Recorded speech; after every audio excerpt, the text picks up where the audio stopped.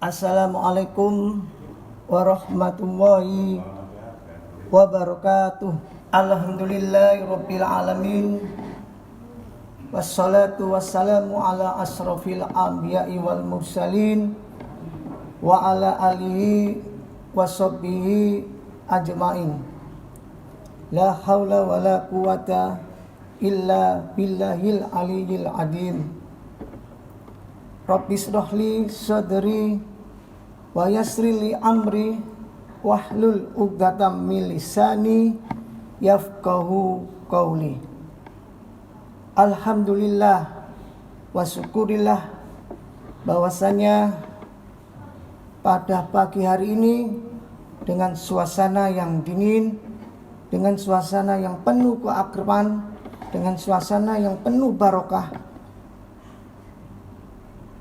hadirin jamaah Masjid At-Taubah yang dimuliakan oleh Allah, di pagi hari ini saya mengajak kita belajar bersama-sama, sharing, sehingga kita akan terbentuk suatu umat yang bagus, umat yang pintar, serta selalu mendapat lindungan dari Allah Subhanahu wa ta'ala.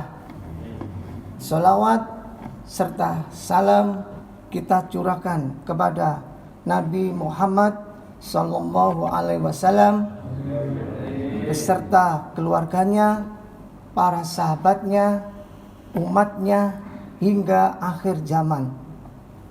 Jamaah Masjid At-Taubah yang dimuliakan Allah, tema untuk hari ini yang bisa saya sampaikan berjudul bersyukur. Mengapa kita diharuskan untuk bersyukur? Maka hari ini akan kita bahas satu persatu. Pertama, dasar hukumnya apa? Kita ini diwajibkan untuk bersyukur. Kemudian yang kedua, dalam bentuk apa kita ini nanti bersyukur itu? Yang ketiga, dampak positif apa kalau kita ini sudah bersyukur? Baiklah para jamaah Masjid At-Taubah, kita menginjak ke yang pertama.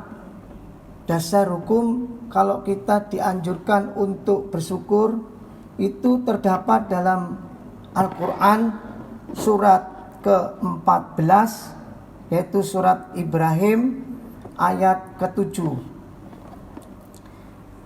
Itu bacanya, a'udzubillahi minasyaitonirrajim, bismillahirrahmanirrahim. Wa itta'addana rabbukum la in sakartum la azidannakum wa la in kafartum inna adabi lasadid. Yang mempunyai makna, dua makna yang tersirat dalam surat Ibrahim tadi, Bapak dan Ibu. Pertama, sesungguhnya bila kamu, kita semua, bila kamu bersyukur atas nikmat yang Allah berikan, pasti Allah akan menambah nikmat yang diberikan pada kita. Itu yang pertama. Jadi kita diharuskan untuk bersyukur. Yang kedua, kita akan ditambah syukur itu kalau kita tiap hari bersyukur. Kemudian makna yang kedua, jika kamu ingkar terhadap nikmatku, niscaya Allah akan memberikan azab yang sangat pedih. Artinya, kalau kita lupa atau bahkan tidak bersyukur, maka kita akan mengena azab. A'udzubillahi min dzalik. Ya. Bapak, Ibu, jamaah Masjid At-Taubah, kita semua tahu bahwa bersyukur itu berterima kasih. Bersyukur itu berterima kasih dan menerima nikmat Allah baik itu nikmat dalam jumlah yang besar maupun dalam jumlah yang kecil. Kadang-kadang kita ini salah penafsiran, mindset kita salah. Maka kita harus mengubah mindset kita, pikiran kita.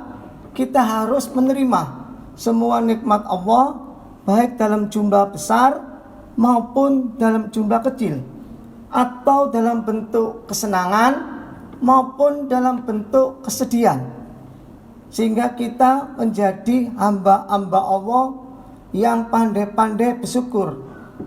Sebagaimana sahabat Nabi Bilal pernah berkata kepada baginda Rasul, "Baginda Rasul, mengapa baginda tadi kok menangis?" Kemudian baginda Rasul menjawab, "Hai sahabatku Bilal, apa kamu tidak senang pada hamba yang pandai bersyukur?" Ya, artinya kita harus pandai-pandai bersyukur. Kemudian dari pelajaran itu kita ambil suatu hikmah. Bagaimana bentuk syukur yang kita akan lakukan? Ada 3 bentuk yang syukur yang akan kita lakukan. Pertama, syukur dalam kolbi, syukur dalam hati. Yang kedua, syukur dalam bentuk lisan. Yang ketiga, syukur dalam bentuk anggota tubuh. Pertama, kita syukur dalam bentuk syukur kolbi. Kolbi itu hati. Kalau kita bicara soal hati, maka hati kita harus bersih. Semua yang ada di dunia ini kecil. Punya uang banyak itu kecil, punya rumah besar itu kecil. Yang besar hanyalah Allah. Itu ada dalam hati. Bagaimana caranya? Pada suatu hari manusia itu selalu bekerja, melakukan semua usaha. Suatu ketika usahanya mendapatkan hasil usaha yang bagus, hasil usaha yang mempunyai nilai yang bagus, nilai ekonominya berjuta-juta, bahkan bermiliar-miliar. Bagaimana sikap hati kita? Maka hati kita berkata, "Ya manusia, kalian mempunyai hasil yang banyak bukan karena kalian pandai, bukan karena kalian punya metode, program yang bagus, tapi kalian berhasil mendapatkan hasil usaha yang baik karena kehendak Allah, karena kekuasaan Allah." Disitulah kita merasa kecil, hanya Allah yang besar. Itu contoh syukur dalam bentuk kolbi. Kemudian yang kedua, syukur dalam bentuk lisan. Lisan ini diucapkan, disuarakan. Contoh, kalau kita sedang mendapatkan sesuatu yang baik, kita dianjurkan mengucapkan lafaz hamdalah, alhamdulillah. Kita sehat, kita baca alhamdulillah. Kita mendapat uang dari hasil usaha, kita ucapkan alhamdulillah. Kita sudah punya anak, dulu belum punya anak, keluh kesah, sekarang sudah punya anak, alhamdulillah. Anak 1, anak 2, alhamdulillah. Semua perbuatan kita harus selalu didasarkan dengan syukur lisan, alhamdulillah. Bapak bisa berjalan dari rumah menuju masjid yang kita cintai dengan selamat, tidak ada gangguan apa-apa, kita ucapkan alhamdulillah. Itu merupakan suatu nikmat syukur dalam bentuk lisan. Dan bentuk lisan ini perlu disampaikan, perlu disiarkan, sebagaimana dalam surat At-Toha ayat 11. Wa amma bi nikmati rabbika wahadis. Sampaikan nikmat Tuhan yang kamu berikan, sampaikan pada orang. Untuk apa? Untuk memacu orang lain biar bisa bersyukur. Itu maksudnya. Kemudian syukur dalam bentuk yang ketiga, yaitu anggota badan. Kita diberi anggota badan yang sempurna. Punya mata, telinga, kaki, serta yang lain. Kita harus pandai-pandai bersyukur. Sebab apa? Anggota badan kita ini nanti kalau kita sudah menghadap Allah akan menjadikan saksi-saksi nanti kita. Semua tangan kita, kaki kita, telinga kita, mata kita, semua jadi saksi. Hanya mulut yang tidak bisa disaksi. Di sini membuktikan bahwa makin tahun usia kita tambah tua. Apakah kita bisa memanfaatkan tangan kita pada waktu masih muda? Tentu kita masih kuat. Apakah nanti sudah tua kita masih kuat untuk berjalan di masjid? Ini pertanyaan besar. Ya, alhamdulillah jamaah-jamaah kita yang sudah umur 70 masih bisa melangkah menuju ke masjid, walaupun tertata-tata, pelan-pelan, tapi pasti dia sudah sampai ke masjid. Alhamdulillah, luar biasa. Jangan sampai kalah pemuda-pemuda, anak-anak. Masa kita umur masih muda kalah dengan orang-orang yang umur 70, masih sanggup, masih mampu dia jalan di sini. Kemudian masuk ke masjid, dia masih mampu menggerakkan badannya, bertakbir, sujud dengan tumanina, dengan benar. Mengapa kita anak-anak muda selalu menyepelekan anggota tubuh kita ini? Gunakan tubuh kita dengan baik. Pastikan kalau kita ini bisa, mampu. Itu 3 bentuk dalam syukur. Kemudian kalau kita sudah pandai untuk melaksanakan syukur dalam 3 bentuk, maka dampak positifnya apa terhadap diri kita? Kalau kita sering bersyukur, apa dampak positif kita pada diri kita? Yang pertama, dampaknya akan menghilangkan rasa sombong dan angkuh pada diri kita.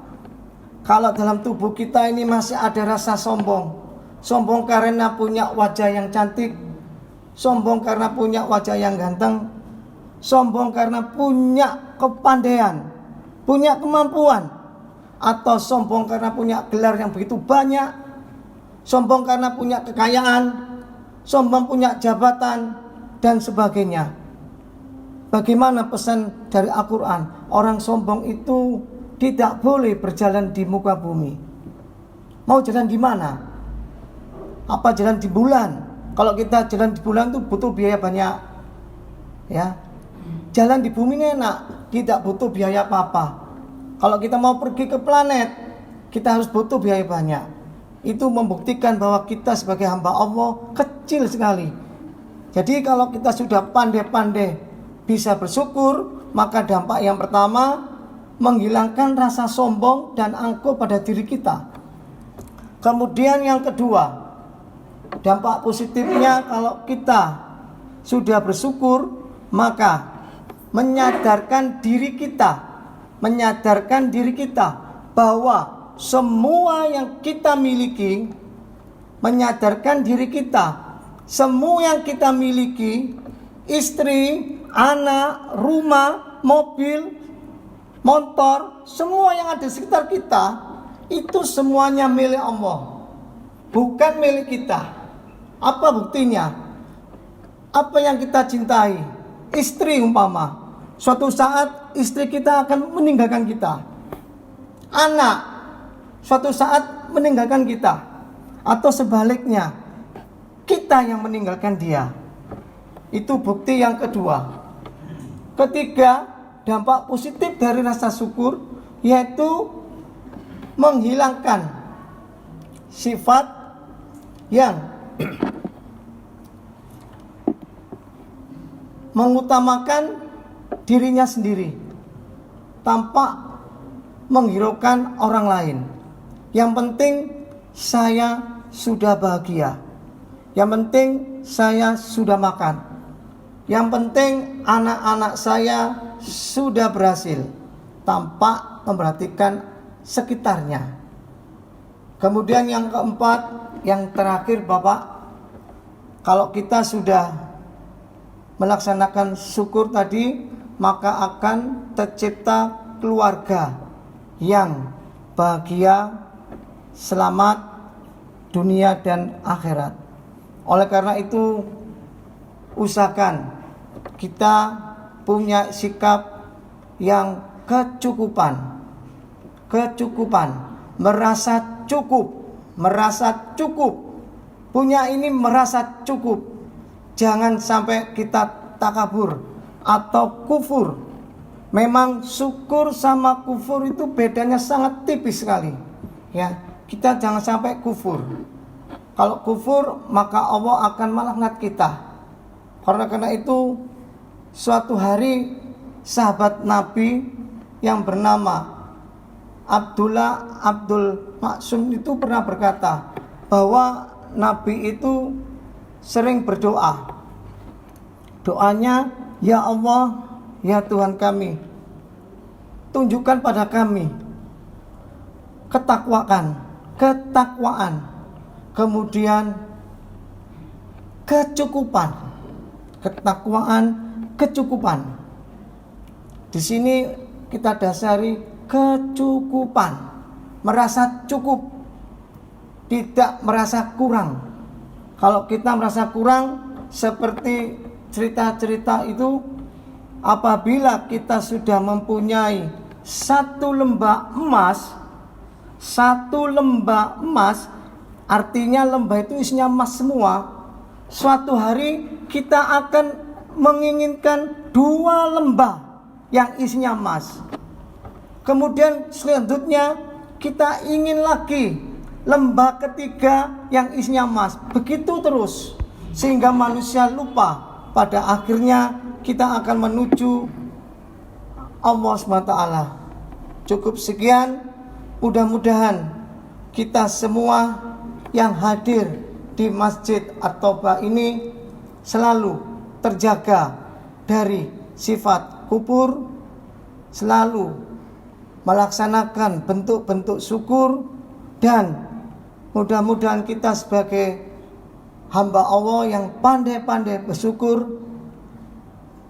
Dan yang terakhir, semoga Allah selalu melindungi kita, menyelamatkan kita dunia dan akhirat. Cukup sekian. Terima kasih. Wabillahi taufiq wal hidayah. Wassalamualaikum warahmatullahi wabarakatuh.